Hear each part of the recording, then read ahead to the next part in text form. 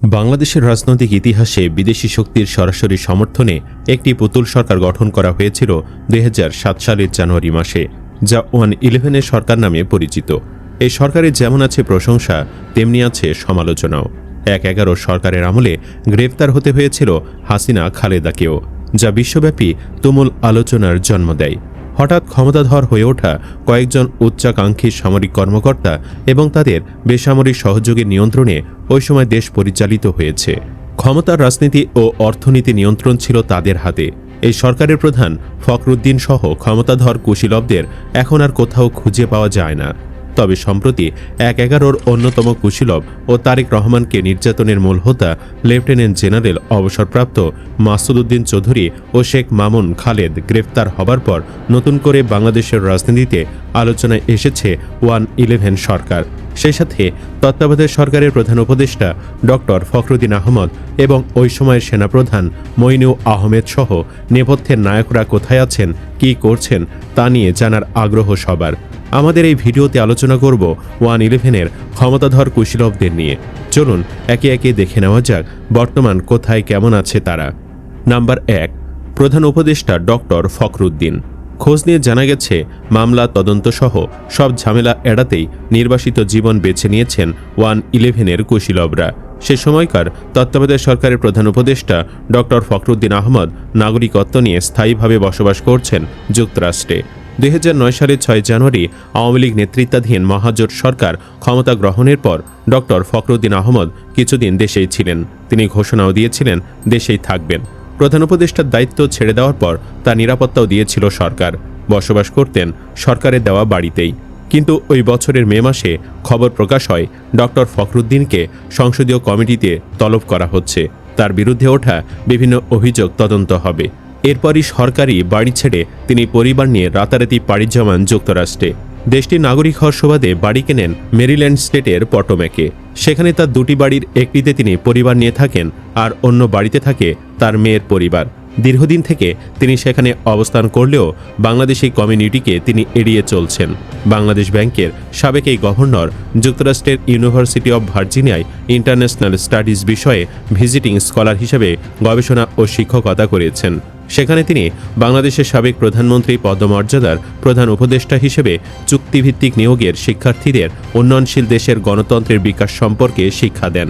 সেই সঙ্গে সামাজিক ব্যবসা ও ক্ষুদ্র ঋণ বিষয়েও শিক্ষার্থীদের পড়ান। প্রায় ২০ বছর বিশ্বব্যাংক ও ৫ বছর PKSF-এ দায়িত্ব পালন করা ফখরুদ্দিন এই বিশ্ববিদ্যালয়ে বাংলাদেশি বেশ কয়েকজন বিভিন্ন সময় কাজ করেছেন এবং এখনও করছেন। নাম্বার ২, সেনাপ্রধান মইনুল আহমেদ। ১/১১ প্রধান কুশীলব তৎকালীন সেনাপ্রধান মইনুল আহমেদও আছেন যুক্তরাষ্ট্রে। দীর্ঘদিন ধরে তিনি লড়ছেন ক্যান্সারের সঙ্গে। ১/১১ সময়কার সেনাপ্রধান জেনারেল মইনুল আহমেদ অবসর নেন আওয়ামী লীগ সরকার ক্ষমতায় আসার পর ২০০৯ সালের মাঝামাঝিতে। ওই বছরের ১৪ জুন তিনি যুক্তরাষ্ট্রে চলে যান। দীর্ঘ ৫ বছর লোকচক্ষুর আড়ালে থাকলেও ২০১৫ সালে ফ্লোরিডায় একটি রবীন্দ্র সম্মেলনের মঞ্চে সরব উপস্থিতির মাধ্যমে সামনে আসেন জেনারেল মঈন। এর মধ্যে শান্তিপথে শীর্ষক বইয়ে লিখেছেন 111 সংশ্লিষ্ট কিছু কথা। প্রথমে ফ্লোরিডায় ছোট ভাই ও ছেলের কাছে থাকতেন। পরে তার মাল্টিপল মাইলোনা ক্যান্সার ধরা পড়ে।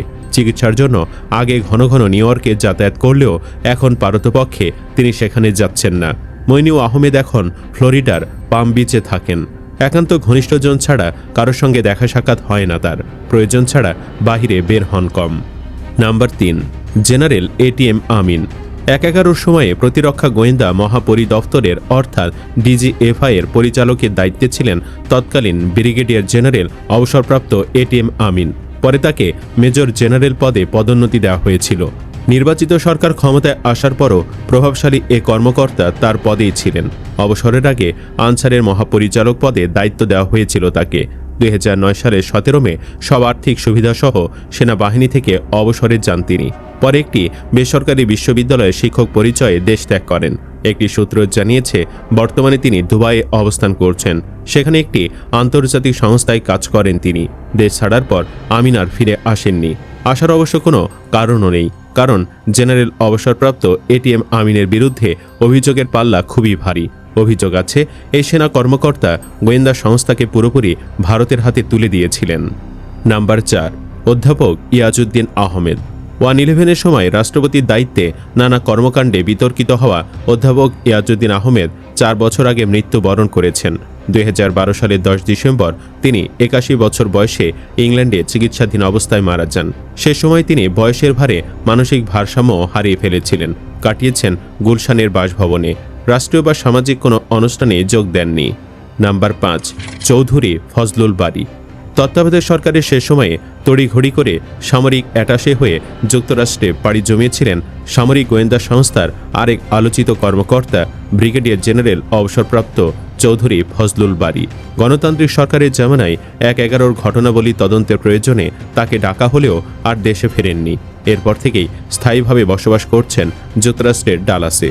একটি আন্তর্জাতিক প্রতিষ্ঠানে কাজ করে জীবিকা নির্বাহ করছেন তিনি। নাম্বার 6, মাসুদ উদ্দিন চৌধুরী। এদের সবার মধ্যে অনেকটা ব্যতিক্রম ছিলেন সদ্য গ্রেফতার হওয়া মাসুদ উদ্দিন চৌধুরী। 1/11 পর 6 বছর রাষ্ট্রদূতের দায়িত্ব পালন করেছেন। এরপর দেশে ফিরে তিনি ঢাকায় রেস্তোরাঁ পরিচালনা সহ একাধিক ব্যবসায় যুক্ত হন। 2 দফায় ফেনী 3 আসনের সংসদ সদস্য ছিলেন। তৎকালীন সেনাপ্রধান লেফটেন্যান্ট জেনারেল মইনু আহমেদের ঘনিষ্ঠ সহযোগী হিসেবে জেনারেল মাসুদি কার্যত সেই প্রভাবশালী অর্থাৎ তথাকথিত গুরুতর অপরাধ দমন সংক্রান্ত জাতীয় সমন্বয় কমিটি পরিচালনা করতেন, যার নির্দেশে বিএনপি ও আওয়ামী লীগের সিনিয়র রাজনীতিকদের পাশাপাশি দেশের শীর্ষ অনেক ব্যবসায়ীকেও আটক করা হয়। সাবেক প্রধানমন্ত্রী খালেদা জিয়া ও শেখ হাসিনা এবং বর্তমান প্রধানমন্ত্রী তারেক রহমানকেও সে সময় গ্রেফতার করে দুর্নীতি মামলা দেওয়া হয়েছিল। সেই তত্ত্বাবধায়ক সরকারের সময়ে -2 ফর্মুলার মাধ্যমে আওয়ামী লীগ ও বিএনপির শীর্ষ নেতৃত্বকে পাল্টে ফেলে রাজনীতিকে নতুন চেহারা দেওয়ার অপচেষ্টা দেখা যায়। সে সময় তারেক রহমানকে গ্রেফতারের পর সামরিক গোয়েন্দা হেফাজতে নির্মম নির্যাতন চালানো হয়, এমনকি হত্যা চেষ্টার অভিযোগ ওঠে। নির্যাতনের এক পর্যায়ে ওপরে তুলে শূন্য থেকে ফ্লোরে ফেলে তারেক রহমানের মেরুদণ্ড ভেঙে দেওয়ার কথা তখন জানা যায়। জেনারেল অবসরপ্রাপ্ত মাসুদের তত্ত্বাবধানে কতিপয় অতি উৎসাহী কর্মকর্তা এর সঙ্গে জড়িত ছিলেন। বর্তমান গ্রেফতার হয়ে রিমান্ডে আছেন তিনি। Number 7, Hasan Masud Chowdhury. Lieutenant general অবসরপ্রাপ্ত হাসান মসুদ চৌধুরী 1/11 সরকারের সময়ে দুর্নীতি দমন কমিশনের চেয়ারম্যানের দায়িত্ব পালন করেন। ওই সময় রাজনীতিবিদদের বিরুদ্ধে ঢালা অভিযোগ এবং একের পর এক মামলা করে আলোচনায় ছিল দুর্নীতি দমন কমিশন। পরবর্তী গণতান্ত্রিক সরকার ক্ষমতায় আসার পর ব্যাপক সমালোচনার মুখে পড়েন দুদক চেয়ারম্যান হাসান মসুদ। সমালোচনার মুখে 2009 সালে 2 এপ্রিলে পদত্যাগ করতে বাধ্য হন তিনি। এরপর থেকে লোকচক্ষুর আড়ালে চলে যান সাবেক সেনা কর্মকর্তা। জানা গেছে এরপর কিছুদিন তিনি ঢাকার DOHS এর বাসাতেই ছিলেন, তবে এখন কোথায় আছেন তার কোনো সুনির্দিষ্ট তথ্য পাওয়া যায়নি। Number 8, barrister Moinul Hossain. 111 সরকারের উপদেষ্টাদের মধ্যে অত্যধিক সক্রিয় ভূমিকায় থাকা ব্যারিস্টার মইনুল হোসেন পৈতৃক সম্পত্তি ভাগাভাগি করে দৈনিক ইত্তেফাক ছেড়ে দিয়ে নিজের আইন পেশায় ফেরেন।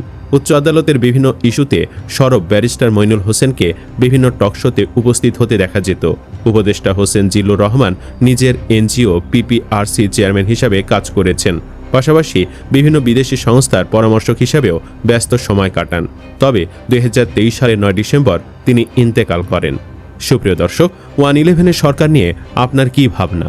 এই সরকারকে আপনি কি পছন্দ করতেন? কমেন্ট বক্সে ইয়েস বা নো লিখে জানিয়ে দিন আপনার মতামত। ভিডিও ভালো লাগলে লাইক দিন এবং চ্যানেলটি সাবস্ক্রাইব করুন। ধন্যবাদ।